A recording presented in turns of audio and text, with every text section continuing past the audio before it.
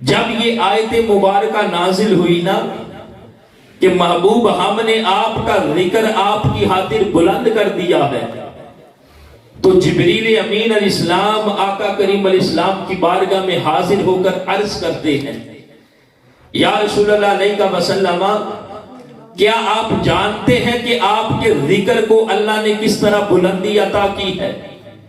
میرے آقا نے فرمایا میرا رب بہتر جانتا ہے۔ وہ جبریل امین عرض کرتے ہیں، اے اللہ کے محبوب، آپ کے ذکر کو خدا نے اس طرح بلندی عطا کر دی ہے کہ اذا ذکرت ذکرت معی، محبوب جہاں رب کا ذکر ہوگا وہاں رب کے ذکر کے ساتھ محبوب آپ کا ذکر بھی ہوگا۔ یعنی جہاں خدا کا ذکر ہوگا وہاں ساتھ اس کے محبوب مصطفیٰ کا ذکر ہوگا۔ جب ہم نماز کو دیکھتے ہیں، نماز میں جہاں اللہ کا ذکر ہے وہاں ساتھ تاجدار کائنات کا ذکر ہے۔ جب ہم اذان کو دیکھتے ہیں، اذان میں جہاں اللہ کا ذکر ہے وہاں ساتھ اس کے محبوب مصطفیٰ کریم کا ذکر ہے۔ جب ہم خطبہ کے خطبوں کو دیکھتے ہیں، جہاں خدا کا ذکر ہے وہاں تاجدار کائنات کا ذکر بھی ہے۔ ارے ہماری مساجد کے اندر جہاں خدا کا ذکر ہے وہاں ساتھ تاجدار کائنات کا ذکر بھی ہے۔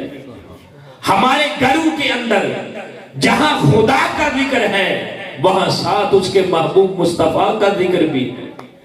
الغرض جہاں جہاں خدا کا ذکر ہے وہاں وہاں ساتھ اس کے محبوب مصطفیٰ کا ذکر ہے۔ کیوں؟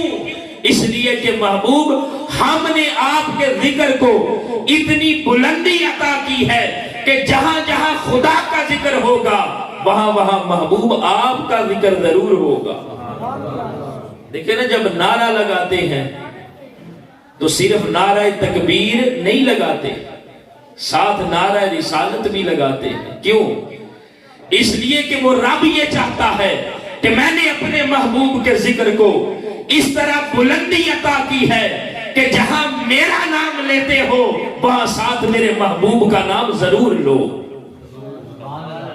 جہاں میرے نام کا نعرہ لگاتے ہو وہاں اس کے محبوب کے نام کا نعرہ ضرور لگاؤ، ورنہ اگر صرف اس کا ذکر کرو گے، صرف خدا کا نام لو گے، صرف خدا کی عبادت کرو گے، صرف اس کا ذکر کرو گے، وہ تنہا اپنے ذکر کو قبول ہی نہیں کرے گا جب تک ساتھ اس کے محبوب مصطفیٰ کا ذکر نہیں ہوگا۔ رب تمہارے ذکر کو قبول ہی نہیں کرے گا، اس لیے کہ رب نے اپنے محبوب کے ذکر کو اس طرح بلندی عطا کی۔ یہ ذکر مصطفیٰ کی بلندی کا پہلا درجہ ہے۔ اور دوسرا درجہ کیا ہے؟ یہ تو تھا نا جہاں رب کا ذکر ہے وہاں آقا علیہ السلام کا ذکر ہے۔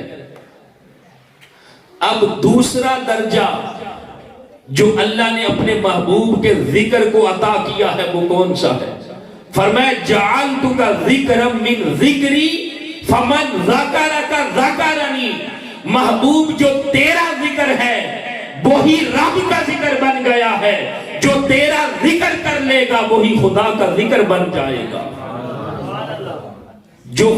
جو آقا علیہ السلام کا ذکر کرے گا نا وہ یہ سمجھ لے کہ اس نے خدا کا ذکر کیا ہے۔ دیکھیں نا، پہلے درجے میں جب اپنے محبوب کے ذکر کو بلند کیا ہے نا، پہلے درجے میں جو آقا علیہ السلام کا ذکر ہے اس کو ساتھ رکھا ہے، اور دوسرے درجے کے اندر حضرت امام جعفر صادق انہوں نے بھی اس کی تفسیر یہی کی ہے کہ جو تاجدار کائنات کا ذکر ہے وہی خدا کا ذکر بن گیا ہے۔ یعنی اگر کوئی ساری رات آقا علیہ السلام پر درود و سلام پڑھتا ہے، اگر کوئی ساری رات اللہ کے محبوب کی نعتیں پڑھتا ہے، اگر کوئی ساری رات اللہ کے محبوب پر درود و سلام پڑھتا ہے، کوئی ساری رات محمد محمد کہتا ہے، وہ ایسے ہے جیسے اس نے ساری رات اللہ اللہ کہا ہے۔ وہ ایسے ہیں جیسے اس نے ساری رات رب کا ذکر کیا.